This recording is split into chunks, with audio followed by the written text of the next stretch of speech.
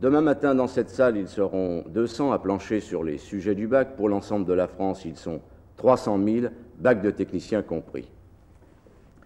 Pour les lycéens, le bac commence demain matin, mais pour ceux qui sont chargés d'organiser cette vaste opération, plusieurs milliers de personnes réparties dans les principales villes de France, le bac 72 a commencé il y a 1 an, en fait, dès la fin du bac 71. Ce que le public ignore, c'est que le baccalauréat, qui a aujourd'hui 164 ans, est devenu une énorme machine aux ramifications complexes. Une machine qui fait appel depuis 3 ans aux calculatrices et aux ordinateurs pour l'ensemble de ses opérations.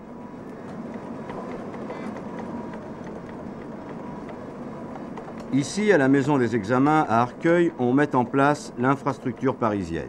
Il s'agit de répartir et de convoquer les candidats par secteur géographique, par centre d'examen, par jury et par salle. Tout cela en tenant compte des régimes d'examen, 119 formules différentes, des langues choisies, 28, des épreuves facultatives, de l'éducation physique, sans oublier la mise en place des ateliers pour le bac technique et des salles spécialement aménagées pour les handicapés physiques. 209 Colbachini, 210 de Fontaine. Il faut également répartir les examinateurs, composer les jurys. Autre chose, en même temps que s'organise cette vaste opération, les professeurs préparent les sujets du baccalauréat, ces fameux sujets qui doivent rester secrets jusqu'au jour de l'examen.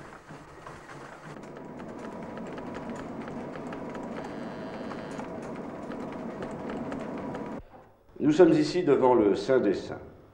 Derrière cette porte se trouvent en effet entreposés de véritables secrets d'État, c'est-à-dire les sujets du bac, et bien sûr nous ne pouvons pas y pénétrer. C'est une chambre forte avec combinaison, système électrique, signal d'alarme. Madame Dupont, combien de personnes peuvent franchir cette porte? 3 en permanence. Occasionnellement, les professeurs qui font partie des commissions de choix de sujets et qui disposent d'une petite salle de réunion pour y délibérer. Cette salle de réunion est dans la zone protégée également, mais bien sûr pas dans les chambres fortes. Est-ce qu'on peut dire que le secret est bien gardé? Je le crois. Combien de temps les sujets sont entreposés? Une quinzaine de jours. Et c'est en surveillance continuelle? En surveillance continuelle. Oui, mais il y a une question qui est importante, c'est qui choisit ces fameux sujets du bac?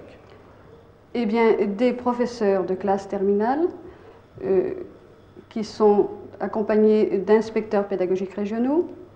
La commission de choix de sujets est présidée par un professeur d'enseignement supérieur. Et sur quels critères on les choisit? Eh bien, ces sujets doivent être dans le programme, bien entendu.